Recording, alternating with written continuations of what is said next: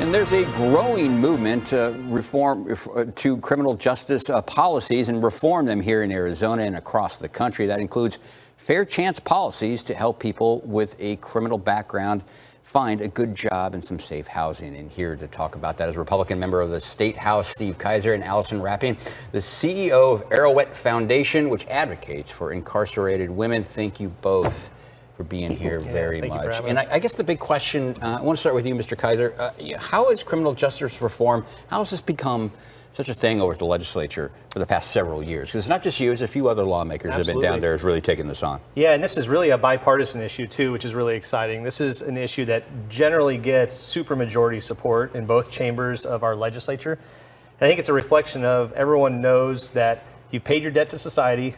The best way to stay out of prison is to get a job, and it helps folks become prosperous.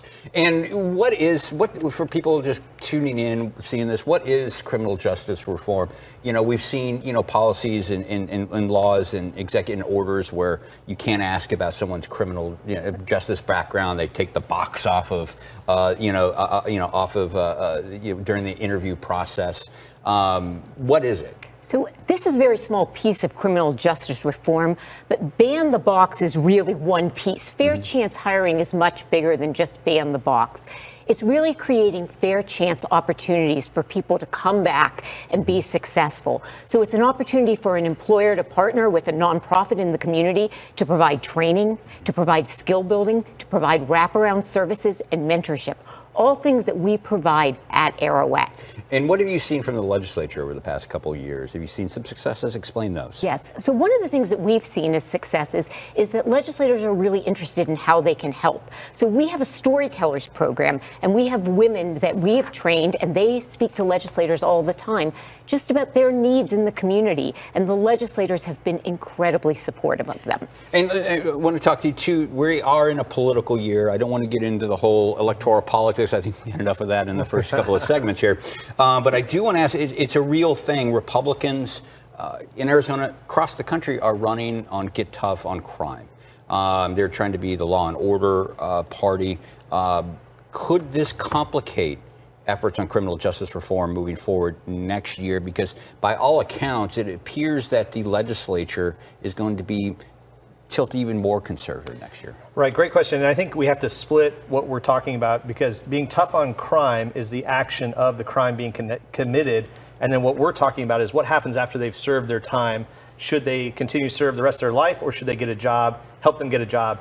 We should be tough on crime because crime is rising in Phoenix. We have 800 short police officers, so we need to be tough on crime. That goes to the county prosecutor. But when they serve their time and they're removed and they've served their debt to society, we should support them in getting a job so that they don't go back to prison. And this is also coming kind of at a time, people in your world are talking about, look, we've got a labor shortage in a lot of different areas out there, and you've got a ready labor pool right here. Why are people so hesitant to give people a second chance? I think sometimes it's because they have a criminal record, but when you really get to know these people, you will see they are some of the most industrious, most loyal, and most dedicated employees. They're also very intelligent. Many of them come to prison with a lot of background.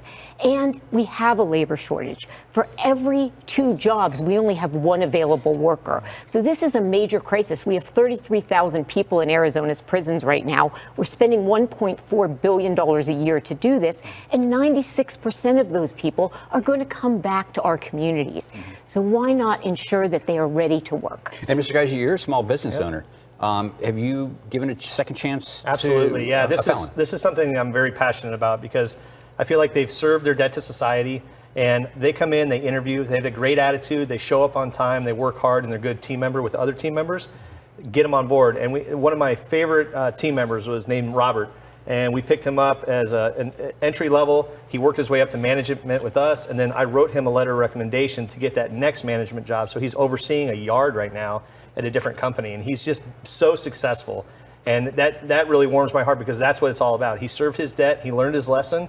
Let's give him a job and let's make him prosperous. And that's what he's doing. And what are you going to be pushing for? What are you going to be pushing Mr. Kaiser and his colleagues for when we go back into the legislature in January? Really, it's just to open up more opportunities. So there are 44,000 collateral consequences that people have. It can affect their licensing. It can affect their ability to get a job. So there's certain policies that are very easy to change, and we're hoping that they might be willing to change some of those. But most importantly, we're also looking at bringing policymakers and business leaders together to really have this conversation about how we collectively can solve for this problem and get more people back to work. All right, and you've got about less than a minute left, and I do want to give you an opportunity to kind of plug yourself. Like you're doing a big event here pretty soon at the Biltmore. You're trying to, what is this event going to do? Who's going to be in attendance there, and what do you hope comes out of it? Absolutely. So we are having our first annual Fair Chance Employment Symposium. It's going to be at the Arizona Biltmore Hotel on Friday, this Friday, the 21st. Starts at 8 o'clock in the morning. JP Morgan Chase is our title sponsor. We have a number of corporate sponsors because many Fortune 100 companies are very interested in this.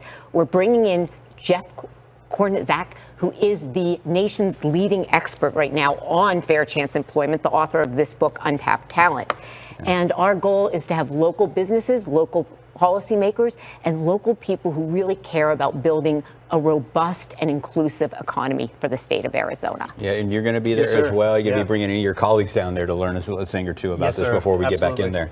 All right, well, I'm going to have to end it there. I want to thank you both for being here. Good luck on the event moving forward, and I'm sure we will be talking more as this election goes on, and when we see you back at the legislature in January. That is all the time we have tonight, but be sure to join us next week for more Politics Unplugged. Good night.